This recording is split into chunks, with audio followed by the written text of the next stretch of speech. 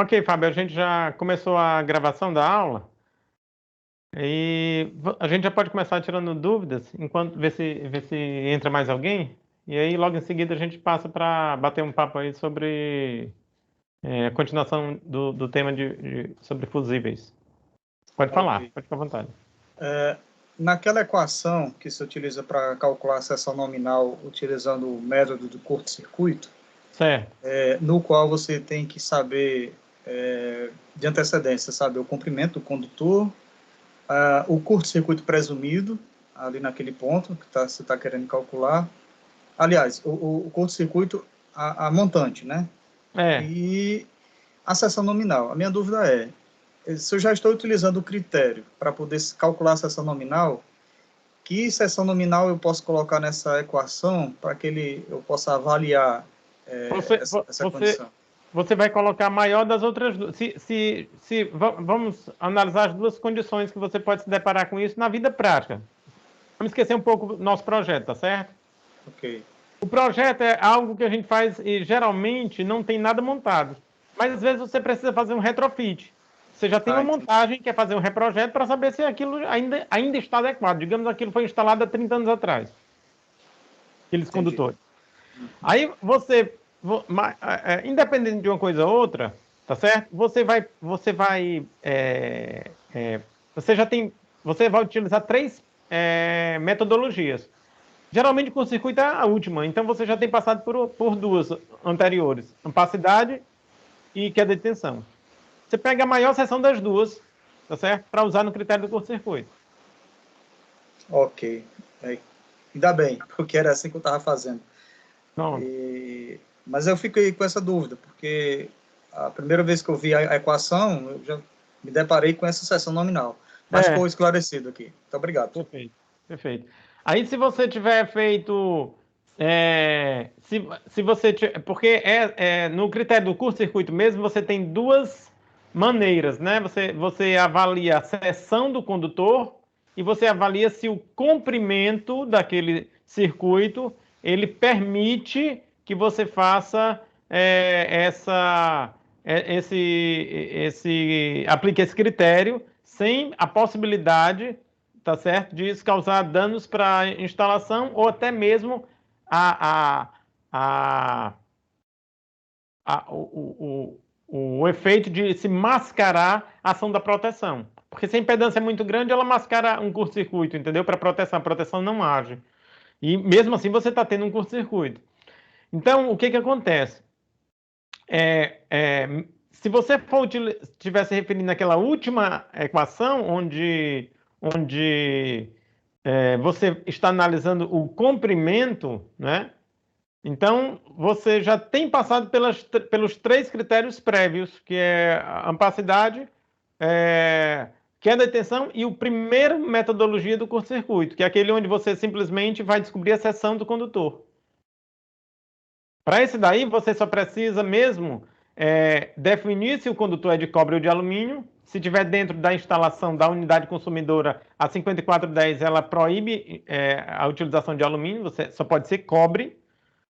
Aí você vai pegar a equaçãozinha, entrar com o valor do curto-circuito presumido naquele ponto, você já fez um estudo prévio, e você vai entrar também com o tempo de atuação da proteção. Aí esse daí você não precisa. Aí, como eu te disse, analisando o segundo critério do curto-circuito, é onde se analisa o comprimento do condutor, aí você já tem passado pelos três últimos, então você já sabe até a seção.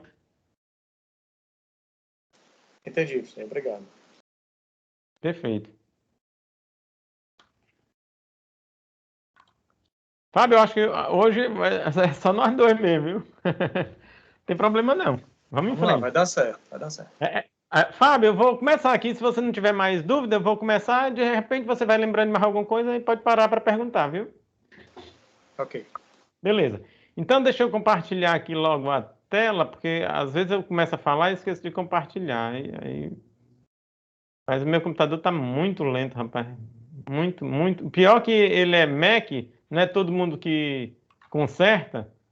E ele já saiu da garantia porque tem 5 anos, mais de 5 anos. Então, mas mesmo você vai entrar em contato com com a MEC de São Paulo, porque a daqui diz que já está fora, não cobre mais. Saber se ainda é possível fazer alguma coisa para recuperar. Vamos lá. Bom, então, como eu estava... a gente tinha conversado na... Você já está vendo, né, Fábio, a apresentação? Tá apresentando, tá ok. Beleza. Então, como a gente já tinha conversado um pouquinho, né, no finalzinho da aula passada, a gente conversou sobre fusíveis, né, essa norma, a IEC 60269, né, ela tem os módulos 1, 2 e 3, e essa norma, ela foi transformada numa BNT em 2004, e ela ainda está ativa, ela não foi descontinuada não, ela ainda está vigente. E aí ela descreve os tipos de fusíveis, né? E aí te dá uma nomenclatura genérica. Essa nomenclatura é interessante porque, como ela é a partir de uma norma internacional, então é uma nomenclatura que você pode recorrer a catálogos nacionais ou não, tá certo? Então tem esses tipos GG, GM, né? Esse GG ele é utilizado para instalações genéricas, né? Por ele ser utilizado para instalações genéricas, tá certo?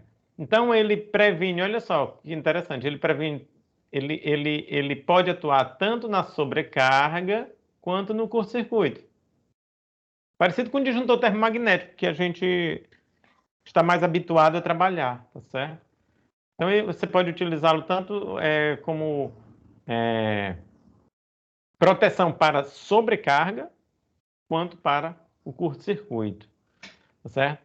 Já o GM e o AM, não, eles atuam basicamente no curto-circuito, tá certo? E eles são mais associados ao uso para motores e bombas. Tanto que tem esse Mzinho aqui, certo? Motores e bombas.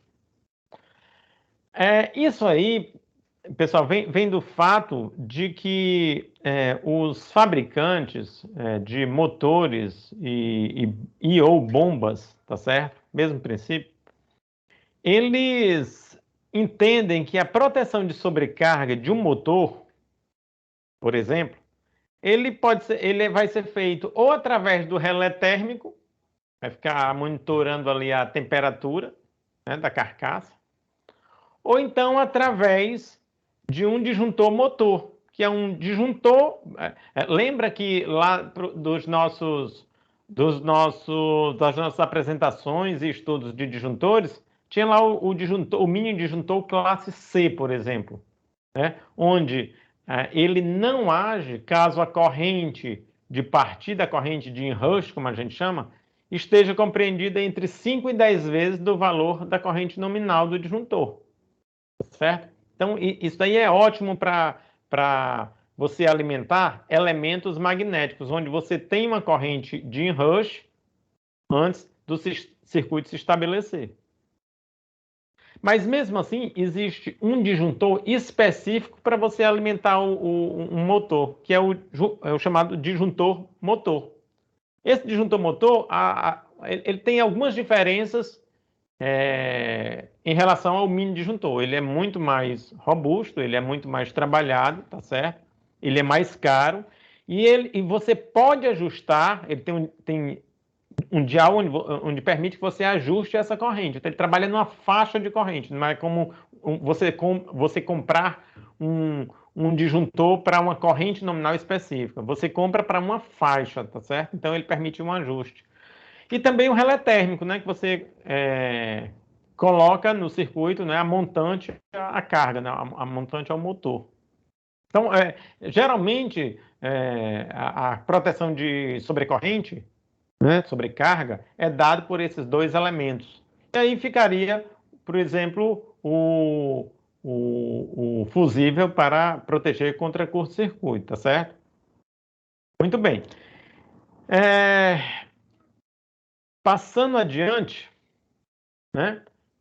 Só lembrando que, por exemplo, se eu tenho aqui é uma curva, a curva do fusível, Também é uma curva de tempo inverso, onde no eixo horizontal você tem a corrente, no eixo vertical você tem o tempo, né, de atuação.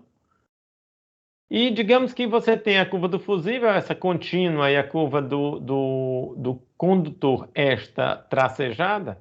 Aí ele diz, olha, esse fusível, está bem que o fusível, ele está protegendo uma série de elementos, né? Está protegendo o condutor, está protegendo relé térmico, tá certo? Ele está protegendo o motor, né? Está protegendo ali, também tem uma chave ali no circuito. Porém, ele vai proteger esse condutor, tá certo? Esse condutor aqui desse circuito, ele vai proteger somente a partir do ponto I1, tá? Então, se você tiver correntes maiores do que esse ponto I1, então esse fusível vai atuar. Até lá, o fusível não atua, tá certo? Até lá, o fusível não atua. Então, significa dizer que este fusível ou este circuito, esse condutor, ele teria que suportar toda essa energia, tá certo? Dessa região onde o fusível não atua. Ok? Para que você deixe esse circuito totalmente preenchido, seria necessário que essa curva C estivesse totalmente à direita da curva F, certo? Ou seja, que o fusível ele estivesse a curva do fusível estivesse mais próxima do eixo do tempo de atuação do que a curva do condutor, tá certo? Mais uma vez, eu vou insistir, se esse condutor ele não suportar essa energia aqui, essa energia é dada por uma integral que a gente chama de integral de Joule, tá certo? Ela tem até tabelado, então dependendo do elemento, né, que você está protegendo, então você tem um valor X de energia que ele suporta. Então, qual é o papel do elemento de proteção? O papel do elemento de proteção é dizer, olha, é o seguinte, eu só vou deixar passar esse tanto de energia para todos aqueles elementos que estão ajusante a mim, tá certo? Porque se eu deixar passar mais energia, eles não suportam. E aí vai dar problema para eles. Então, é assim que a gente... esse é o princípio fundamental do dimensionamento de um elemento de proteção. Certo? Então, ele tem que ser aquele elemento tal que ele já esteja projetado adequadamente para deixar passar em termos de energia para tudo que estiver ajusante a ele, somente a energia que aqueles elementos que estão sendo protegidos suportam. Ok? Muito bem. E aí, como é que se dimensiona? A gente aprendeu como é que se dimensiona o disjuntor, vamos ver como é que se dimensiona o fusível. Lembrando, viu, pessoal? Lembrando que em instalações de baixa tensão não é comum a utilização de fusível, tá certo? Salvo nos casos de motores e bombas. Então, se você tiver quadro de motores, quadro de bombas, você vai ver elementos de proteção como os fusíveis, né? Diazed e NH, geralmente, tá? Os fusíveis NH, eles suportam mais corrente do que os fusíveis Diazed. Então, os Diazed, geralmente você vai ver nos circuitos de comando, onde você não demanda de uma corrente muito alta. Então, você vai, se você olhar nos catálogos da Siemens, por exemplo, falando aqui de fabricante, você vai perceber que os fusíveis Diazed você vai encontrar para uma corrente nominal 100, cento e poucos amperes, enquanto que os fusíveis NH você encontra para centenas de amperes, tá certo? Então, você protege a força, né? O circuito de força dessas cargas com o NH e os circuitos de comando com o Diazed. Então, geralmente assim. Mas, para cargas genéricas, digamos assim, geralmente não se usa, tá certo? Muito embora a norma tenha previsão para isso. Certo? Ela prevê a utilização, essa utilização, tá? Mas é porque a norma tenta, como eu já falei para vocês, abarcar todas as possibilidades. Ela prevê, mas não é comum, ok? Você vai ver a utilização de fusíveis mais comumente em circuitos de média tensão. Okay? Por exemplo, no próximo semestre, em instalações industriais, a gente vai estudar mais a fundo, né? A gente não faz parte do programa de prediais se estudar subestações. Isso aí a gente vai estudar, vai ter módulo específico para estudar das subestações. E você vai ver que em determinadas subestações, né, subestações de menor porte, a proteção vai ser através de uma chave seccionadora com fusível NH incorporado a essa chave. Entendeu? Então, você já vai ver o elemento fusível como elemento de proteção, mas isso aí não em circuitos de baixa tensão, como é o caso que vocês estão vendo agora em instalações prediais, tá certo? Então, como eu falei, instalações uso doméstico, instalações prediais, residenciais, pequenas oficinas. Então, o que você vai ver é a utilização de fusíveis sempre, ou quase sempre, nunca é bom dizer sempre, né? Mas quase sempre, na grande maioria das vezes, como proteção de elementos como bombas e motores. Perfeito? Bom, então, falando aqui dos motores, como que se faz isso? Olha só.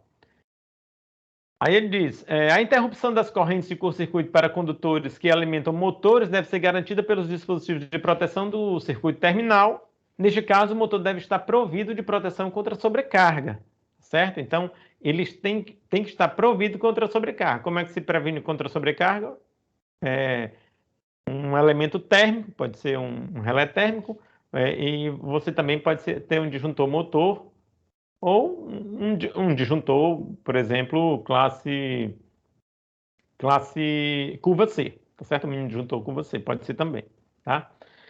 E para o curto-circuito, aí você teria o fusível, ok? Então ele diz, para cargas acionadas em regime S1, né, regime de operação contínua, né? A corrente nominal do fusível deve ser igual ou inferior ao produto da corrente do rotor bloqueado do motor por um fator de multiplicação, ou seja, a corrente de rotor bloqueado, pessoal, é aquela máxima corrente que o motor atinge. Quando é que ele atinge isso? Ele atinge isso na partida. Então, na partida, ele vai chegar a um valor N vezes o valor da sua corrente nominal. Então, se a corrente nominal do motor é, digamos, 10 amperes, e ele tem essa relação IP sobre... IP seria a corrente de pico sobre o IN, a corrente nominal, né? Essa relação, eu mostrei na aula passada, né? Abri um catálogo de motores e mostrei para vocês. Então, ela é especificada e ela vem como na folha de dados do motor, certo? Então, você vai ter ali uma relação de 7 vezes, 7,2, 7,5, 8 vezes, né, a corrente nominal. Então, se você tem uma relação de 8 vezes a corrente nominal, então 10 vezes 8, 80. Então, você vai ter 80 amperes de corrente máxima, tá? Aí ele diz, olha, você precisa pegar essa corrente máxima, né, essa corrente máxima que você acabou de determinar, tá certo? Corrente de pico do motor, né? Corrente máxima, aquela corrente de rotor bloqueado, ou corrente de partida, tanto faz, né? Máxima corrente de partida, e multiplicar por um fator, e esse fator é tabelado. E a corrente nominal desse fusível não pode ser superior a esse valor. Tem que ser menor ou igual, certo? Aí vamos ver como é que se dá a busca desse fator K. Esse fator é em função da... Pois não. Essa corrente IPM, ela corresponde à corrente de Rush, então? É a corrente de Rush. Corrente de Rush. A corrente de partida do motor. Né? Aqui a gente está falando basicamente de motor de indução, tá certo, Fábio? Ok, entendi. Beleza. Aí, a gente vem aqui, olha só, aí ele diz, olha, é em função da corrente de partida. Então, se essa corrente de partida for menor ou igual a 40 amperes, motor pequenininho. Então, esse K é 0,5. Se tiver compreendido entre 40 e 500 amperes, 0,4. Acima de 500 amperes, 0,3. Então, esses três valores para o valor de K. Então, por exemplo, nesse exemplo da gente, né? Nesse nosso exemplo, 80 amperes de corrente de pico está compreendido aí para entre 40 e 500, o K seria 0,4. Então, voltando aqui para a nossa equação, nós teríamos 0,4 vezes 80, 32 amperes. Então, eu iria observar, tá certo? Um fusível 32 amperes ou menor. 32 ou menor. Tá certo? Muito bem. Se eu abrir aqui o catálogo de um fabricante, então a gente vai ver aqui um fusível para isso. Vamos ver se eu tenho aqui um catálogo. Talvez até tenha. Deixa eu ver aqui.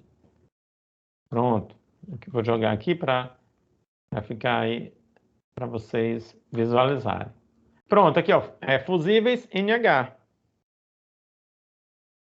Então, para esse nosso exemplo, nós temos aqui ó, 32, deu certinho, certo? 32 amperes, então teríamos um fusível para isso aí, tá? Então, eu teria os fusíveis 2, 4, 6, 10, 16, 20, 25, 32, 35, 40, 45, 63, 80, 100 e por aí vai. Como a NH, você vai encontrar em várias centenas, né? Algumas centenas de amperes. E para proteção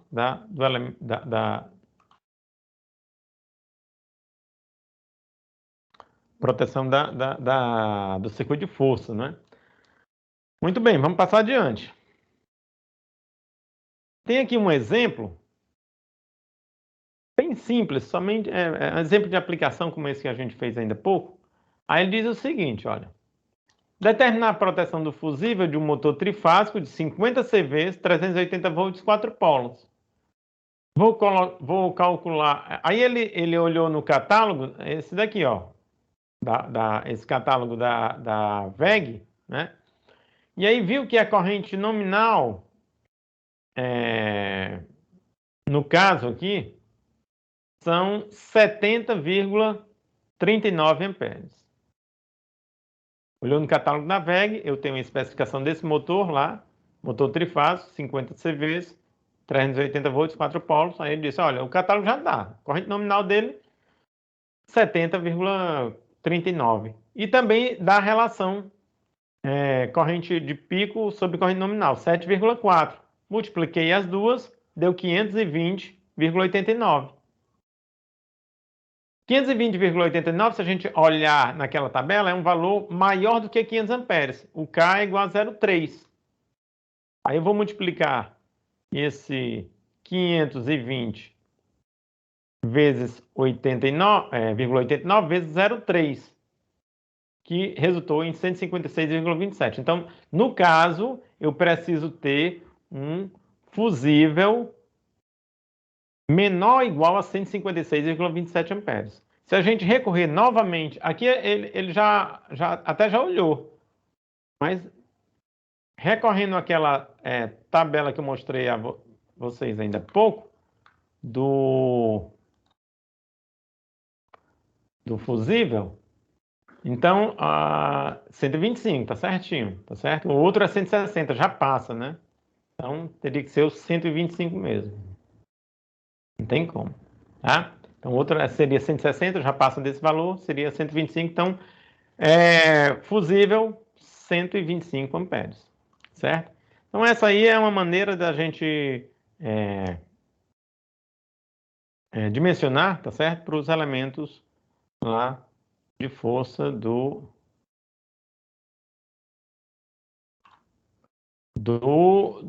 circuito do motor, não é? Isso aí, pessoal, pode ser circuito de motor, circuito de bomba, mas a gente está falando aqui até agora de circuitos individuais.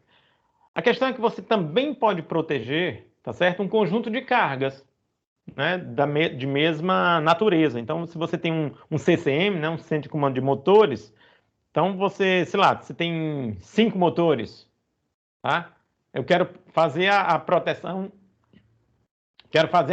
do alimentador desse CCM com o fusível. Quero colocar um fusível ali. Posso? Claro, evidentemente, né?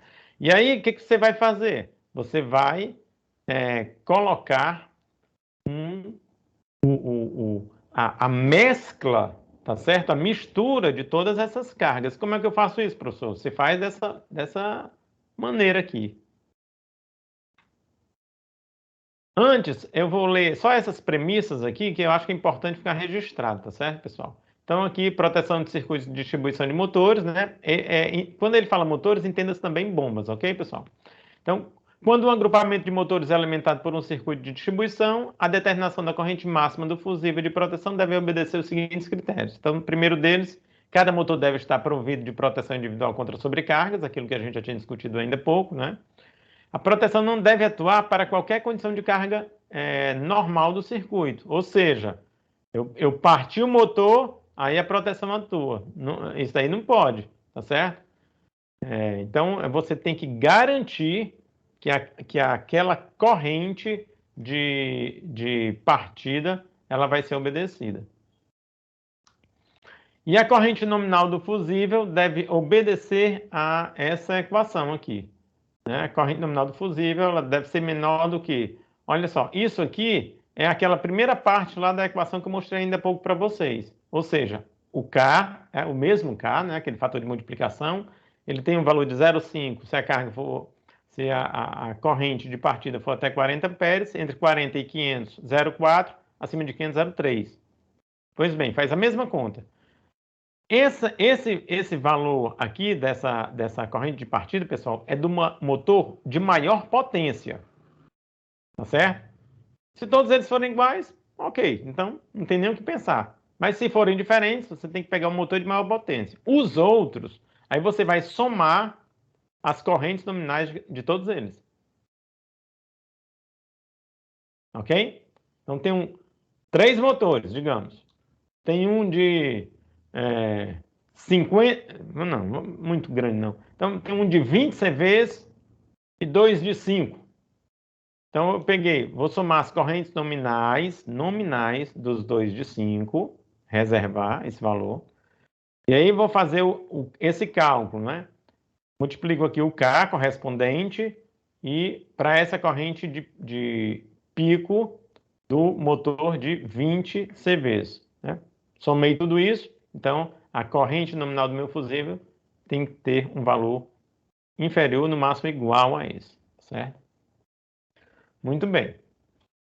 Então, você tendo cargas de mesma natureza, né, motores, né, CCM, que seja um quadro de bombas, né, onde você tem diversas bombas, então você faz essa conta aqui para saber exatamente qual é o motor, o fusível, como é que você deve dimensionar o fusível, digo melhor, desculpa. Bom, proteção de circuitos de distribuição de aparelhos, né? Professor, eu posso, a norma, apesar de você ter dito que não é muito comum circuitos de baixa tensão, né? Você fazer proteção de cargas genéricas a partir de fusíveis, posso fazer porque a norma fala que eu posso, tá certo? Então, o que eu vou fazer? Olha só, ele diz, a corrente nominal do fusível deve ser igual ou superior à soma das correntes de carga, tá certo? E aí eu vou multiplicar por um fator. E antigamente eu tinha esse... aqui eu sempre tenho uma desigualdade, né, pessoal? Só que antigamente a corrente do fusível era menor ou igual, agora vai ser maior ou igual, tá? Lembrando que aqui... Por que isso? Lembrando que aqui eu tenho circuitos de distribuição, circuitos de cargas genéricas. Então, esse tipo de fusível aqui é diferente daquele outro que a gente estava falando até agora, para os dimensionamentos dos pontos A e B. A, circuitos individuais de motores e bombas. B, circuitos onde eu tenho mais de um motor ou mais de uma bomba, tá certo? Então, para, digamos assim, grupos de motores ou grupos de bombas, né? Aqui no C eu tenho aparelhos genéricos, então o fusível aqui vai ser diferente, vai ser do tipo GG, ou seja, ele prevê tanto a sobrecarga quanto o curto-circuito, tá? Então, eu vou pegar esse valor aqui que está compreendido entre 1 e 1,15, tá certo? Faço o somatório das correntes nominais de todos os aparelhos. Multiplico por esse fator, 1,15 que seja, e aí coloco o valor do meu fusível maior ou igual a esse. Certo? Ok? Por que isso? Porque aqueles dois pontos A e B, mais uma vez eu repito, eles estão preocupados somente com o curto-circuito. Aqui não. Aqui eu estou preocupado com curto-circuito e com sobrecarga. Ok? Então, por isso, essa desigualdade é no sentido contrário, né, ao que a gente estava estudando até agora. Então, corrente nominal do fusível maior ou igual a esse fator alfa vezes o somatório das correntes nominais de todas as cargas genéricas aqui desse circuito. Proteção de circuitos de distribuição de cargas mistas, motores e aparelhos. Cargas genéricas mais motores. Pessoal, eu não aconselho isso, ninguém aconselha, mas a norma traz, tá certo? Chega a estar grifado aqui. É desaconselhável a associação de cargas motrizes e aparelhos alimentados por um circuito de distribuição. Quando não for possível evitar esse tipo de alimentação, a corrente nominal do fusível pode ser determinada por essa equação aí. É a mesma equação que a gente viu no ponto B, ou seja, grupos de motores ou grupos de bombas, é a mesminha, porém, aqui eu vou acrescentar a soma das correntes nominais, tá certo? Desses circuitos, tá? Soma das correntes nominais desses circuitos. E aí, a desigualdade volta a ser no sentido de que eu tenho uma corrente nominal do fusível menor ou igual a esses valores, tá certo? Esse fator de multiplicação K é aquele mesmo da tabela que eu mostrei para vocês, tudo igualzinho aqui, só fiz juntar as equações, tá? Só fiz juntar as equações. E aqui não aparece nas cargas genéricas, tá certo? Não aparece, cargas genéricas ou aparelhos, tanto faz, não aparece aquele fator alfa, tá? Então, a diferença é só essa. Basicamente, juntando as equações. Mas, uma vez mais, insisto, não tem por que fazer isso aqui, tá certo? Não tem. Nada Bom, nada... Pode ser que eu me depare algum dia com uma situação onde se justifica. Até hoje, eu não sei o que poderia justificar você pegar e colocar no mesmo circuito, tá certo? Ou no mesmo quadro, e aí você quer proteger esse quadro com fusível, colocar no mesmo quadro cargas de motores, cargas motrizes e com cargas genéricas, tá certo? Não faz sentido, né? Não faz sentido. Bom, adiante. Outros circuitos, né, que você pode se deparar, tá certo? Outros circuitos que você pode se deparar, proteção de circuitos terminais de capacitores, né? Circuitos terminais de capacitores ou bancos de capacitores, tá? Terminais de capacitores ou bancos de capacitores. Então, você tem a corrente nominal do capacitor ou do banco de capacitores, em amperes, essa daqui, e você vai multiplicar por 1,65. E aí, como é curto-circuito, né, e você tem que garantir o inrush, você vai multiplicar por 1,65 e vai dizer, olha, a corrente nominal do meu fusível tem que ser menor ou igual, nunca superior, menor ou igual a 165%, né? 1,65 vezes a corrente nominal do capacitor ou do banco de capacitores, certo? Ele fala também sobre, nesse item F, comportamento do fusível perante a corrente de partida do motor, né? Ele disse, deve-se verificar se o fusível não atua para a corrente de partida do motor. Para isso é necessário conhecer o tempo de duração da partida, né? O tempo de duração da partida, pessoal, está também no catálogo, tá certo? Então, se você abre um catálogo da WEG, por exemplo, da Schneider, que mais? Fabricante de motor? Mitsubishi, não,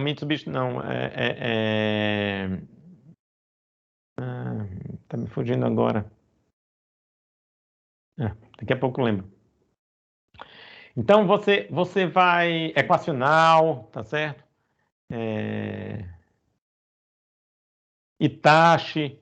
Então, se você, qualquer uma dessas, se você abre o catálogo, você vai ver ali, tá certo? Essa informação. Então, você vai ter o tempo de duração da partida. Tempo de duração da partida, 4 segundos, 5 segundos, 8 segundos, aí vai depender da potência do motor, né? O tamanho desse motor.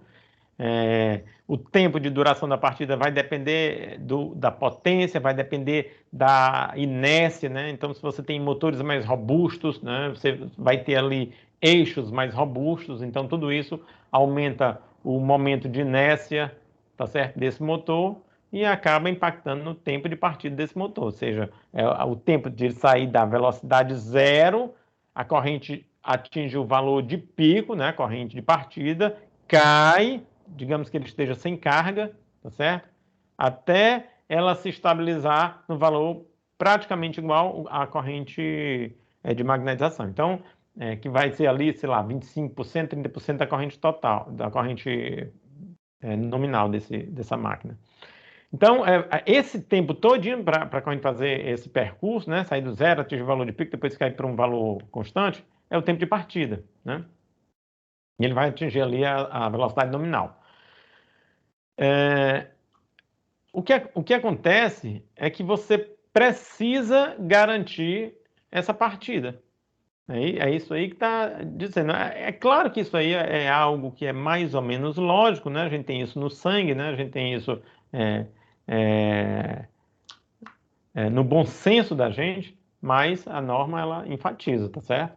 Então esse tempo aí de partida do motor, esse TPM aqui tem que ser garantido, tá certo? E a corrente de partida que irá atravessar o elemento fusível, a qual é função das características construtivas do motor e do tipo de acionamento empregado. Tá? Então, se você... geralmente, tá certo, pessoal? Esse material da onde a gente pesquisa para fazer a própria norma, né, e livros para fazer essas apresentações, geralmente eles trabalham muito com a partida direta, né? Daí é o pior caso. É, é fácil de se entender, tá certo? Perfeitamente aceitável. Pior caso, partida direta, certo? Onde você não faz nada para conter essa corrente. Mas, se você parte através de chave compensadora, chave estrela triângulo, se você utiliza um soft starter, se você utiliza um inversor de frequência, é claro que isso aí vai ser melhorado. Você diminui essa corrente de rush, tá? Então, geralmente, você tem que levar em consideração isso aí. Professor, mas como é que eu faço isso? Não, então, o ideal é que você saiba o método de partida a ser empregado. Professor, não sei, então utiliza o pior caso, tá certo? Então, você vai ter que dimensionar, projetar aquele fusível que ele esteja adequado para o pior caso que possa acontecer com aquela máquina, com relação à sua partida, né? Tem que garantir a corrente de partida, ou seja, o elemento de proteção, no caso aqui o fusível que a gente está falando, não pode atuar durante a partida, né? Porque senão ele vai atuar e você não liga a máquina nunca. Ou seja, o tempo de atuação dele tem que ser maior do que o tempo de partida do motor. Mais uma vez, o tempo de atuação, tá certo? O tempo de atuação do elemento de proteção, caso fusível, ele vai ter que ser maior do que o tempo de partida do motor. Porque se ele for menor, se ele atuar antes da partida estar concluída, aí ele não vai deixar o motor partir nunca, tá certo? E aí, bom, o que você pode fazer é trocar o elemento protetor ou trocar o método de partida. Por isso que é importante conhecer o método de partida, né? Porque de repente você pode fazer um ajuste para otimizar essa operação, tá? Muito bem. Pelo conhecimento das curvas do fusível, dos fusíveis, pode-se determinar o tempo de atuação do fusível, certo? Tempo de atuação do fusível. E aí, ele vai passar aqui para outra.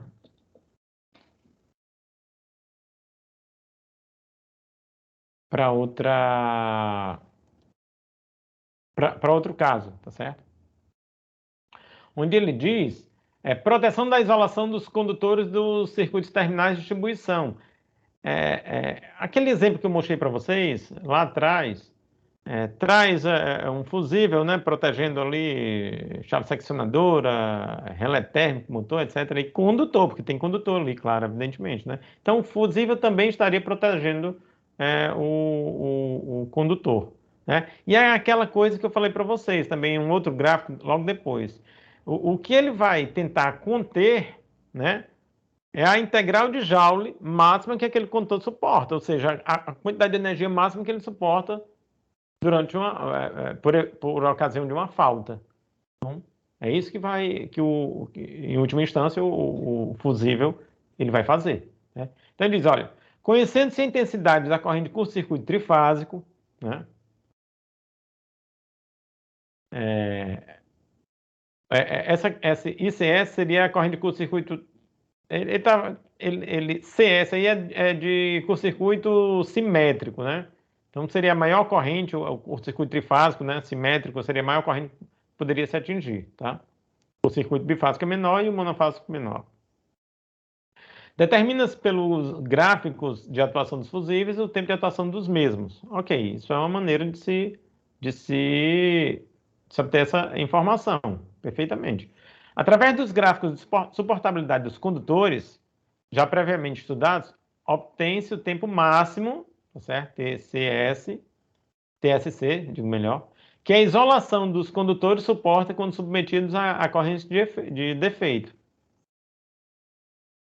Então, deve-se assegurar que o TAF é menor do que o TSC, tá certo? TAF menor do que o TSC. Ok? Muito bem. Aí você diz, mas professor, aqui você está dizendo que o tempo de atuação do fusível tem que ser menor do que o tempo máximo que ele suporta. É isso mesmo. Porque lembra que aqui nós estamos protegendo, aqui nós não estamos protegendo o condutor de um tempo, de uma condição de in-rush, né? A gente está protegendo contra curto-circuito. E curto-circuito, quanto mais o tempo passa, uma condição de rush é diferente. Por quê? Porque numa condição de rush a corrente vai subir, mas você sabe que ela vai cair. Curto-circuito não, ela vai subir indefinidamente até uma ação. Tá certo? Então, até o elemento de proteção romper. Tá? Então, se não houver ação nenhuma, se não houver manobra, se não houver atuação, ela sobe indefinidamente. Então, são coisas distintas. Ok? Então, o tempo de atuação do fusível tem que ser menor do que o tempo máximo que aquele condutor suporta o curto-circuito. Tá certo? Isso aí é tabelado, também vem na informação da folha de dados do condutor. Certo? Então você tem essa informação. Ok? Muito bem.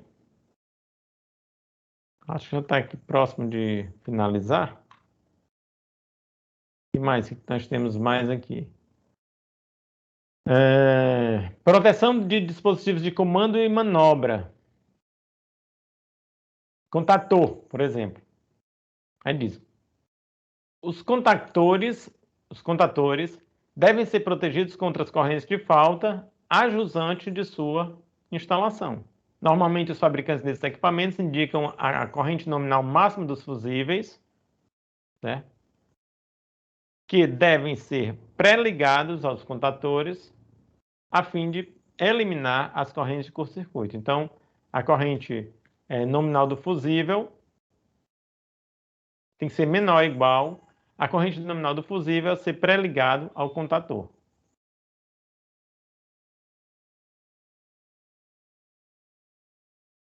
Deixa eu ver se eu tenho aqui mais alguma. Mesmo, algo parecido com. Você tem aqui, ó, o contator e relé térmico, eles têm as mesmas características, tá certo? Então vamos ver aqui os relés térmicos. Acho que isso aqui acho que a gente deve ter mais uma ou duas, um ou dois slides, tá? Relé térmico também. Os relés térmicos devem ser protegidos contra as correntes de falta, jusante a sua instalação. Normalmente, os fabricantes desses equipamentos indicam a corrente nominal máxima dos fusíveis, certo? Que devem ser pré-ligados aos relés a fim de eliminar as correntes de curto-circuito, tá? Então, corrente nominal do fusível e a corrente nominal do fusível a ser pré-ligado ao relé térmico, tá?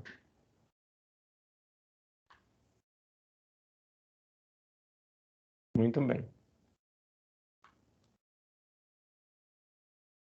Eu não sei se vocês estão entendendo aqui. Aqui nós temos. Ele está falando aqui dos dispositivos de comando e manobra. Então, aqui nós estamos falando dos fusíveis lá da parte de alimentação dos circuitos de comando, tá? Comando, pode ser comando e manobra, ok? Geralmente, falei para vocês que esses dispositivos, eles são, esses fusíveis são do tipo de AZ, certo? Então, você vai ter fusíveis com valores menores, inferiores, baixinhos, né? 2, 4 amperes, a gente está falando, né?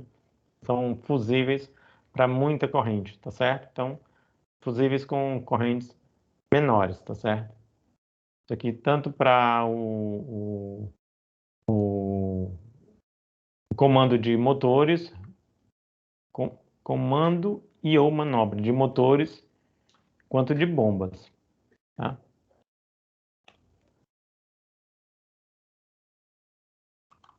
E deixa eu ver o que nós temos mais aqui. Pronto, essa aqui é a última. Proteção de dispositivos de manobra. Chave seccionadora, tá certo? Interruptora. Aí ele diz o seguinte, olha, os fabricantes de chaves seccionadoras e interruptoras fornecem, normalmente, a capacidade máxima de corrente que o equipamento poderá suportar diante da ocorrência de defeito.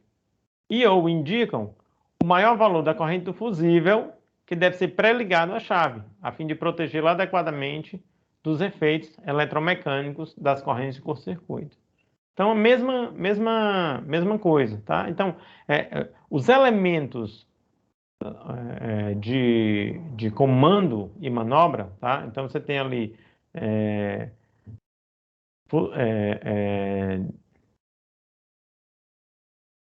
chave seccionadora, você tem os relés térmicos, tá certo? E você tem também os contatores, todos eles são, eles precisam de o seu fusível, não fusível que vai alimentar aquele circuito, aquela circuitaria desses elementos, tá? Como falei para vocês, geralmente você vai ter ali fusíveis de azélio, então fusíveis de corrente mais baixa, mas os fabricantes, eles já te dizem, né, para aquele elemento, seja um contator, seja uma chave seccionadora, seja um relé térmico, quais são os fusíveis indicados para ele. Tá? Então, ele vai dizer qual o fusível que você deve chamar aqui pré-ligar, né, a chave. Então, você vai colocar um fusível que vai alimentar um circuito que estará conectado àquele elemento. Tá certo? E aí, existe essa equaçãozinha aqui, tá? Onde todos eles obedecem, né? Corrente nominal do fusível menor ou igual a corrente nominal do fusível é ser pré-ligado à chave. Estudei amperes. Bom,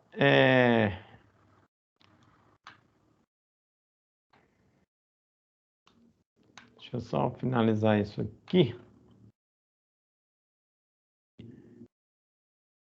Eu queria só fazer mais um, pronto, tem um comentário aqui para fazer para vocês, que seria um exemplo de aplicação, tá certo? Ele diz o seguinte, isso aqui eu vou deixar como exercício, e aí a gente pode até comentar através dos canais de tira dúvida, né? Então ele diz o seguinte, olha, determinar a corrente nominal dos fusíveis de proteção dos circuitos terminais e de distribuição mostrados na figura abaixo. Os circuitos estão contidos em eletroduto enterrado e a isolação do condutor é de PVC, do tipo unipolar. O tempo de partida dos motores é 2 segundos. A carga C é composta de 728 lâmpadas fluorescentes, 100 watts cada uma delas, com reator de alto fator de potência. Então pode considerar unitário. 40 aparelhos de ar-condicionado, 12.000 BTUs, né? Potência 1.900 kW, e 10 chuveiros elétricos de 3.500 watts cada um deles. Então você tem aqui, olha só, você tem aqui um baita circuito, tá certo? Então, são 5 circuitos, 4 de motores, 50 CVs, 3 motores de 30 CVs, certo? 4 polos. Então, sim, e tem esse circuito, né, dessas cargas mistas. Na verdade, esse QGF é todo de cargas mistas, né? Você tem cargas motrizes e outras cargas, né, genéricas. Então, você tem iluminação, você tem chuveiro elétrico, ar-condicionado, certo? E tudo isso é nesse circuito C. Cada elemento, cada circuito tem o seu próprio fusível, evidentemente. Então vai do F1 ao F5. E tem mais o F6 lá em cima que alimenta que protege o alimentador geral, né? Protege todo mundo aí embaixo. Tá? Então, o que você tem que fazer aqui para o dimensionamento, né? Então, para o dimensionamento, aqui a gente vai dimensionar só força. Né? Como falei para vocês, se precisar dimensionar os elementos de comando e ou manobra, então você recorre à própria folha de dados desse elemento. Ele vai te indicar qual é o fusível do circuito, para o circuito de alimentação desses elementos mais apropriados, tá? Muito bem. Então, o que se precisa fazer aqui? Então, primeiro a gente começa dimensionando o fusível de cada um desses circuitos.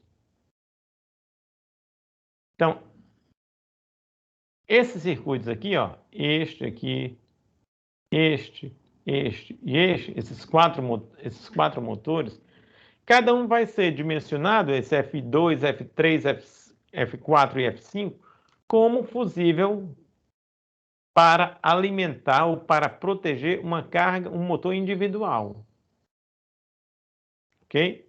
Então, é aquele fusível que eu já falei para vocês, né, para proteção do motor, e ele está preocupado somente com o curto-circuito.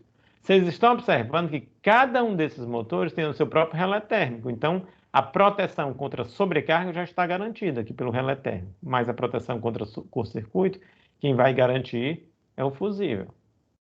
Feito? Muito bem. Aí o que acontece? Aí vocês vão calcular quanto é que vale o fusível para cada um desses. Mas, professor, eu tenho que ter ideia de quê aqui? Você tem que ter ideia do valor da corrente nominal e você precisa também determinar o valor da corrente, a relação corrente de partida, corrente nominal. Então, tem essa relação aí, certo? Todos eles a gente vai considerar motor de indução, motor gaiola de esquilo, só que 3 deles são de 30 CVs e o outro de 50. Isso aí vai ser importante quando você for dimensionar esse fusível F6 aqui, porque ele vai ser dimensionado para cargas mistas, onde você tem cargas motrizes e cargas genéricas, outros tipos de cargas, tá? Mas, para cada um dos circuitos, aí você vai analisar a carga individualmente. Então, vou pegar, por exemplo, esse F2. Os outros, F3, F4, F5, se repete, né? Mesma questão. O que você vai fazer? Você vai, primeiro, recorrer a um catálogo do fabricante do motor. Nesse fabricante, você vai ter lá o motor de 30 CVs, corrente para 380 volts, 30 CV, 380 volts, né, 4 polos, etc. Você diz, olha, corrente é tanto.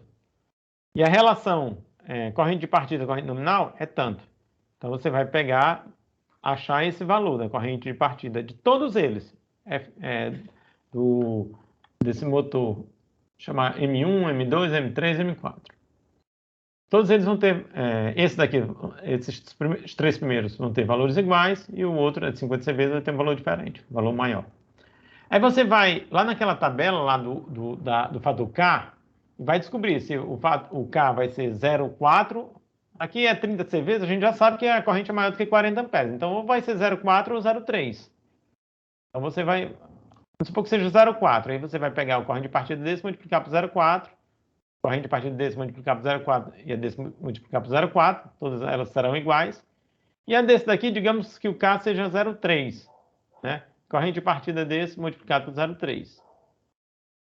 Aí você vai dimensionar esses fusíveis, a corrente nominal deles tem que ser menor ou igual a esse valor.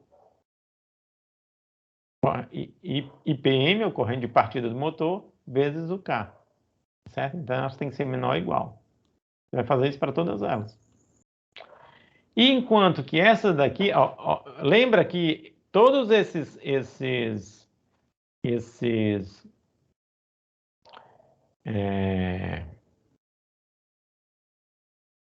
fusíveis, né? Eles não são, esses 4 dos motores, eles não são do tipo GG, eles são do tipo AM ou GM, tá certo? Atuação mais rápida ou mais lenta, ok? Mas eles serão fusíveis para motores que estão ali para proteger somente contra curto-circuito. Porém, o F1 já será um fusível GG, então ele está ali para proteger contra curto-circuito e contra sobrecarga, inclusive. Tá? Então, você vai pegar esse aqui e vai multiplicar por aquela a corrente nominal de todos eles e multiplicar por aquele fatorzinho alfa, né, que é entre 1 e 1,15. E aí vai calcular, a corrente do fusível vai ter que ser maior ou igual a esse resultado aí que vocês encontraram. Tá certo? Então, vai ter que descobrir qual é a corrente total desse camarada aqui, alimentação 380 volts, né, trifásico, e vocês vão, lembrem-se que vocês terão a carga 728 lâmpadas fluorescentes, 110 watts, tá certo? Com reator de alto fator de potência, 40 aparelhos de ar-condicionado, 2.000, e 10 chuveiros elétricos, de 3.500 cada um, certo? Então, vocês vão ter que descobrir exatamente quanto é a corrente disso aqui. Professor, é um circuito trifásico isso aqui? É um circuito trifásico, claro, tá certo? Mas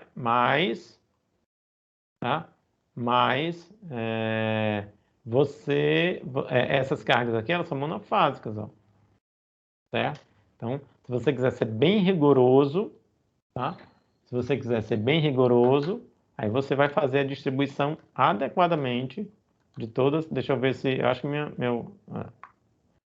se que tivesse travado aqui o computador. Você vai fazer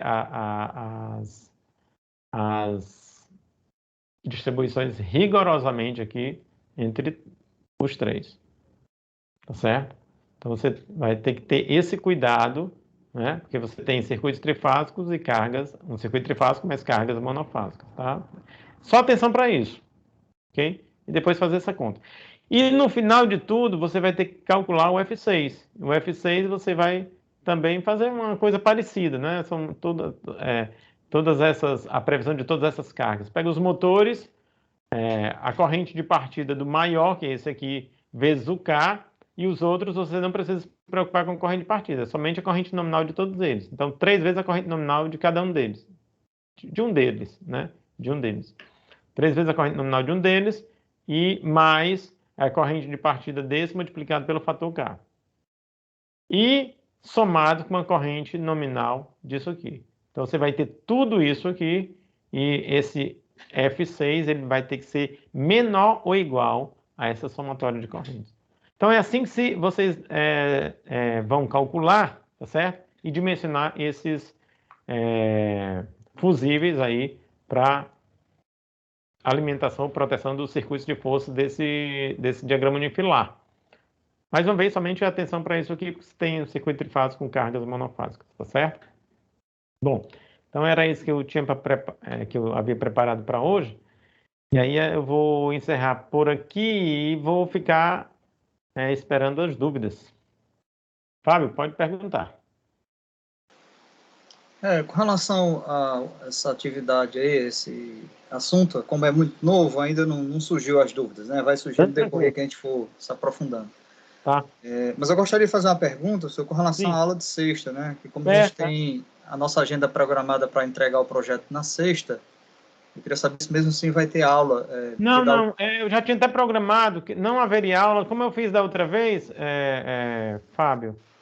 É mais a título deixa eu só parar de compartilhar aqui. Esse computador está bem lento.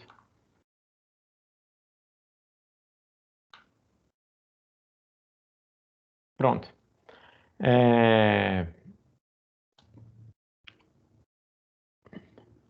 Bom, como eu tinha falado para vocês, aliás, como eu tinha falado, não, eu já tinha me programado, tá certo? Para a gente não fazer a aula na sexta em virtude desse trabalho, tá certo? E aí, pessoal, realmente eu pediria a atenção de vocês no sentido de não atrasar, porque se vocês atrasarem vai dar uma complicação danada, porque a gente, como vocês sabem, a gente conta com a ajuda dos monitores, tá certo? E alguns dos monitores vão viajar, porque está coincidindo com o final do semestre, né? Como todos não, mas 2 deles, né, são funcionários também de instituições de ensino superior, então está coincidindo com o fim do semestre e vão ter ali uns 15 ou 20 diazinhos e alguns deles vão viajar. Então, se atrasar, vai complicar muito, porque eu tenho até dia 11 para mandar as notas. Provavelmente, pessoal, com relação às provas de vocês e trabalhos, eu devo entregar tudo no sábado agora. Então, já está adiantado, tá certo? As provas, que está dando um pouco mais de trabalho, mas no sábado eu devo mandar as provas de cada um de vocês, tá certo? Individualmente, né? Pelo chat, para só quem tem acesso são vocês, junto com os trabalhos do módulo 3. E aí eu vou também disponibilizar um quadro com todas as notas, né, identificado somente pela matrícula, né, vou disponibilizar no Teams. E no sábado vai ser a nossa prova. Então, o que acontece? Vai ficar faltando somente a nota da prova do módulo 3 e a nota do projeto final, tá? Para a gente fechar o semestre. Então, resumindo, dia 11 é o último dia para eu lançar a nota de vocês. Então, eu quero, mas geralmente, né, mesmo no ensino remoto, como a gente está acontecendo agora, nesses 3 semestres sempre houve necessidade de prova de AF, né? Então, estou deixando ali, tipo, dia 9 para fazer o AF, e, portanto, o resultado eu quero mostrar para vocês, disponibilizar dia 7, tá? Então, se atrasar, vai complicar um horror. Mas, então, estou já assim, prevenindo e falando em algumas datas, para que vocês tomem um pouco de cuidado, né, com relação à entrega dos projetos, tá certo? Professor, Pode falar. boa tarde. Com relação Boa à correção do projeto parcial, a minha equipe, o nosso monitor era o Renato Guerreiro, e aí a correção dele, a gente discordou um pouco, porque ele acabou tirando pontos do projeto parcial de coisas que ficavam a critério do projetista, sabe? Eu vou só dar alguns exemplos aqui, como, por exemplo, localização do ar-condicionado em apartamentos ou em áreas comuns, localização de bombas e tal. E aí ele foi penalizando e baixou a nossa nota, não só com isso, né, mas com outras coisas da correção. E aí eu queria perguntar para o senhor se é só ele que faz essa correção ou o senhor também pode fazer? Não, é ele, mas eu cheguei a ver todas as correções. E eu não, a priori, assim, eu não discordei de nenhum, não. A nossa nota ficou bem baixa porque a gente tinha entregue. Inclusive, a gente tinha entregue até alguns itens que eram extra, como dimensionamento de bombas, né? Aí os elevadores a gente deixou agora para o projeto final. E aí, assim, ficou bem penalizado mesmo a nota do E não foi projeto. corrigido, não, dimensionamento de bombas? Não, pois ficou como se não tivesse sido corrigido. Ficou como se não tivesse sido Então, projetado. eu sugiro que você... Aliás, já era para ter feito isso há Pois muito, né? porque, infelizmente, nesses dias eu não consegui participar da aula para conversar com o senhor sobre isso. Mas eu posso mandar um e-mail colocando os pontos, né, do que a gente discorda da correção, se o senhor puder dar uma olhada depois de novo. Não. Quem vai olhar é ele, é por isso que eu estou falando. ele Era para ter, era para ter falado com ele já desde o início, entendeu?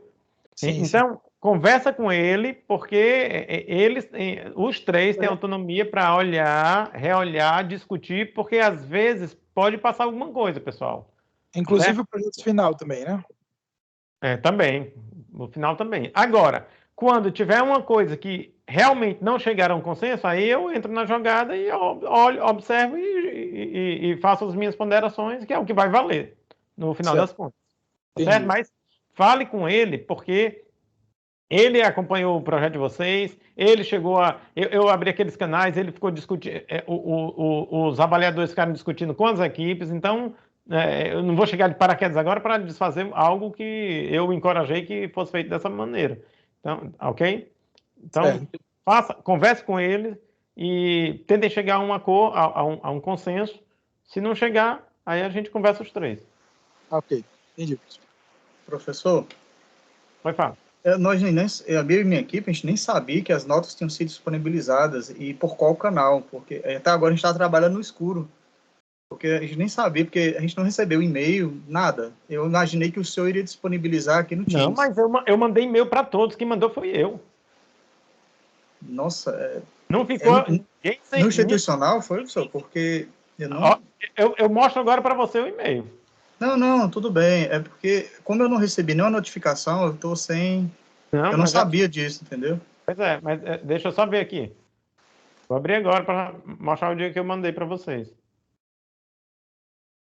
O seu é fácil de identificar, porque foi um dos únicos que tirou 10, entendeu? Isso daí eu lembro de cabeça, até. Oh, que notícia boa. Mas mesmo assim... Mas isso aí que você está falando aconteceu... Porque, geralmente, assim, para começo de conversa, eu não mando só para um, eu mando para os membros da equipe, vou lá, olho o e-mail de cada um que está lá no SIGA e mando para vocês. Deixa eu ver aqui, qual foi o dia. A minha máquina está lenta, mas... professor, é porque o meu e-mail do SIGA, ele é diferente do e-mail institucional, porque o meu institucional foi criado posteriormente. Tá, mas vamos ver aqui. Mas a sua equipe é você mais o quê? Mais 2?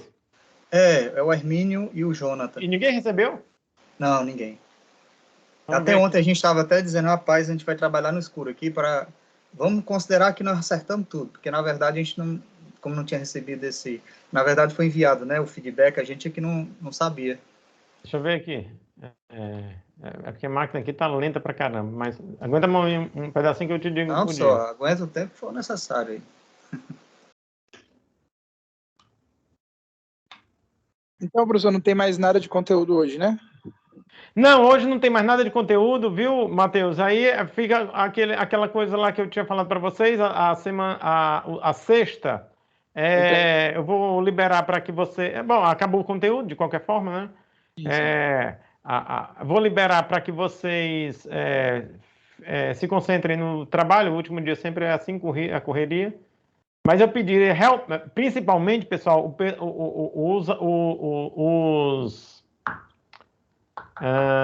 as turmas do Renato, tá certo? Porque ele é um dos que vai viajar. Confirmado já. Ele vai viajar, tipo, domingo ou segunda, entendeu? Então ele vai ter muitíssimos dias para... A gente envia para o e-mail dele, então, no caso, o projeto final, ou aqui no Teams mesmo? Como é que é? A gente envia para o e-mail dele, para o e-mail direto do Renato, que ele vai viajar? Mais rápido, o e-mail dele, tá certo? Deixa eu procurar aqui só um pouquinho. Tá, ok.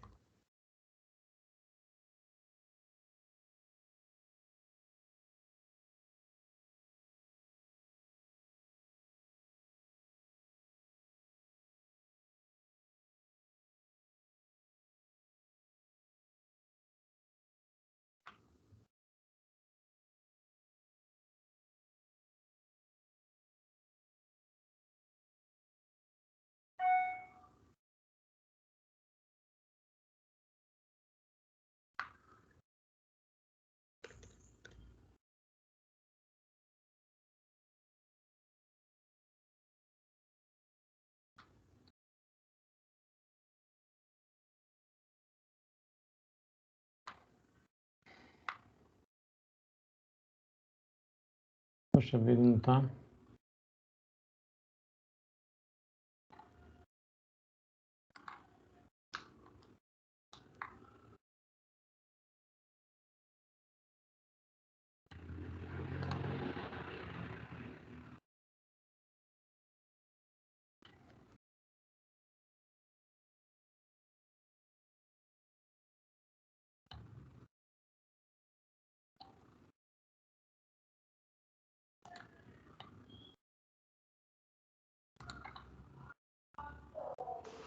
Professor, o seu e-mail é clima alguma coisa, não é isso? É. Certo, vou pesquisar aqui também.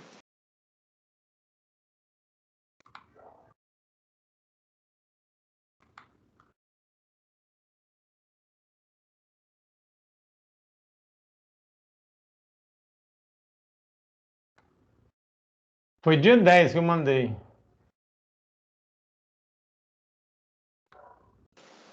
O senhor consegue visualizar para qual foi o e-mail, professor? Consigo. Então, deixa eu ler aqui. Vou ler aqui as que eu tô percebendo. Já que Ilana, Juliana e Mário, foi o primeiro que eu mandei. Depois, Breno, Bruna e Lucas. Rodrigo, Wesley. Davi, Eduardo e Rodrigo. Eduardo, Tomás, Leandro e Gessiano.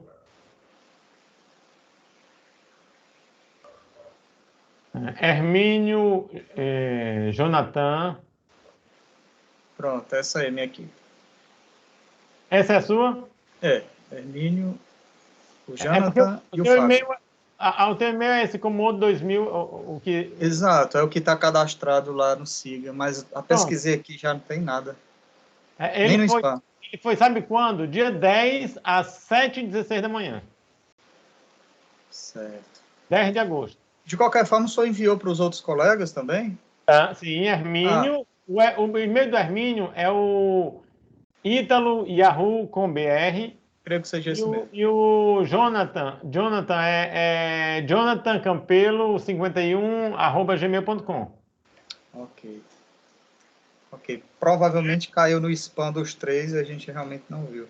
Pode ser. Mas se você me der uma... agora eu te... Porque aqui, como tem um memorial de cálculo, tem as coisas... ele fez comentários e tal. Pois é, seria interessante observar esses Me arranja o e-mail que eu reenvio agora. Deixa eu passar o institucional, fica melhor, mais garantido. Deixa eu ver aqui.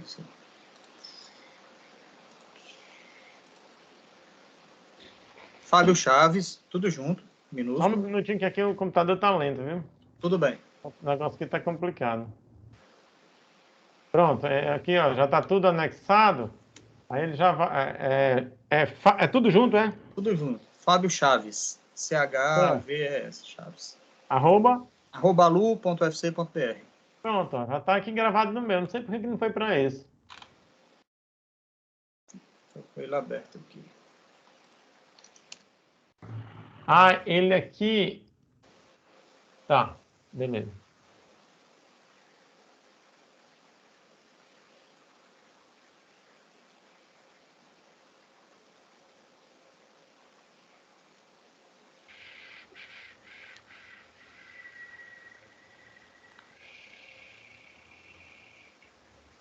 Fábio, ele não está deixando enviar para o institucional. O institucional é chato, porque como fica na servidor da UFC, aí ele limita muito. E aqui, Entendo. Então o de manda vocês para o Comodo mesmo. vocês ficam com 24 mega. Se você quiser, eu jogo pelo chat, eu acho que é mais rápido, pelo chat do Teams. Tá ótimo, sem problema. Pronto. Então vou colocar aqui, porque acho que vai mais rápido do que Certo. se a gente. Se eu for. Aliás, não tem nem como fazer. Eu tentei botar na nuvem, mas também ele não aceitou. Às vezes, Pronto. Quando eu enviei para o Renato, eu tive esse problema, porque o arquivo ficou muito grande, principalmente o luminotécnico. Eu teve que enviar como link. Pois é, isso Não consegui enviar o arquivo. As coisas que são penduradas na UFC, elas têm bastante limitação, então aí fica ruim que só. Deixa eu ver aqui, abrindo aqui, se eu consigo mandar aqui pro chat bem ligeirinho para ti.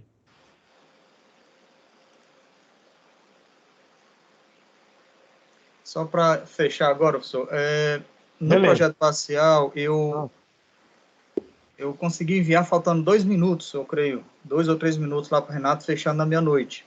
Certo. Mas teria algum problema se passar algumas horas? Porque, pelo que eu estou vendo aqui, a quantidade de coisas que eu preciso ainda ajeitar, do dia 27, 0 hora do dia 27, pode ser que passe um pouco, né? Assim, eu vou prevenir a todos eles, tá certo? Que chegando durante a madrugada, não desconte nada de ninguém não, entendeu? Tá ótimo. Até as primeiras horas de sábado, sem problema. Mas eu realmente gostaria que todo mundo mandasse, nem que seja na madrugada, de seja para sábado, 5 da manhã, mas Sim. Que é importante eles pegarem, porque como eles já têm uma vivência Claro. já tem uma vivência prática e também já tem uma vivência no projeto de vocês, fica mais rápido eles fazerem a segunda parte. Mas também, cada um está com 5, 5 não, cada um está com 6 equipes. Então, Claro. aí 6 equipes para você dar de conta não é fácil, entendeu? Não, a gente não está pretendendo atrasar, não, pessoal. É só porque pode acontecer, principalmente por conta desses ajustes aí que eu não sei quais são, entendeu? Tá. Aqui, Fábio Chaves. Pode ir falando, Fábio. Eu estou aqui tentando. A porcentagem das notas das provas e trabalhos e do projeto. Você tinha decidido no começo do semestre que ia ficar como? Era 50-50? 50-50, Era 50-50, né? Isso. Tá bom, professor. Obrigado. 50-50. Às vezes eu fazia 40-60, mas não vou fazer dessa vez não. Vou fazer 50-50. Aí ajuda mais, o projeto acaba ajudando mais. Na verdade, eu acho que é mais complicado, porque como o projeto é mais difícil e as correções, pelo que eu conversei com outros colegas, estão sendo um pouco mais pesadas. Mas é mais pesada na primeira parte, na segunda parte é mais tranquilo. Quer dizer, pelo menos tem sido assim todo semestre, né? Fazendo as correções que os monitores pedem, né? Mas eu digo assim, com relação ao peso em relação às provas e os trabalhos, eu acho que o 60-40 seria até mais interessante. Pois é, eu vou te contar, na presencial todo mundo odiava 60-40, eu botando 60% para a prova e 40% para o trabalho, entendeu? O pessoal não gostava mesem, né? Mas era um chororô danado, aí foi daí que eu comecei a adotar 50-50. Entendi. Pois então tá certo, professor, até sábado então na prova. Beleza, até sábado. Sim, aí eu vou mandar as coordenadas da prova aqui pelo Teams, fiquem atentos, viu, pessoal? Tá certo, tá bom, professor. Valeu, até sábado.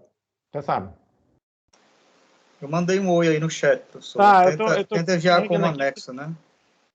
como anexo que eu trouxe aqui tá lento. Que só... Não, mas não ajuda muito, não. O Teams aqui já tive problema, até para, como eu falei para o senhor, para enviar a prova, fica rodando e acaba não enviando. Pois é.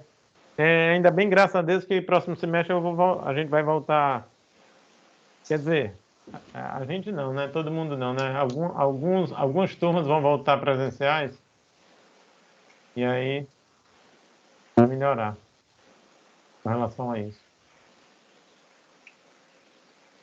Poxa vida, cara, não tem coisa mais chata do que você tá querendo fazer um negócio e... Pronto. Vamos ver. Selecionar já foi selecionado. Agora, não sei quanto tempo ele vai levar para carregar. Ele não dá nenhuma notificação, fica parado esperando. Pronto, aqui já está indo. O computador está ruim, mas parece que a internet aqui tá boa, aí tá indo rápido. O checklist já vai ficar disponível para ti daqui a pouco, e o memorial que é 25 MB, mas ele já está indo, tá na metade já. O senhor está mandando no chat geral, da turma? No chat teu. Que até aqui não apareceu nada. Assim, Não enviei ainda não, só quando tiver carregado. Não, é porque quando... O senhor viu a minha mensagem para ti? Vi. Mas para mim não apareceu como se eu tivesse... tá aparecendo para mim como se o senhor estivesse offline. Para mim aqui, está offline. Pronto, aí. Apareceu, pronto, chegou. Aí pronto, tem o checklist direitinho e tem o memorial com as anotações dele, que ele deve ter feito bastante. Aí tu dá uma checada em tudo, Fábio. Tá bom, muito obrigado, professor. Nada. Boa tarde. Tchau. Boa tarde, valeu, um abraço.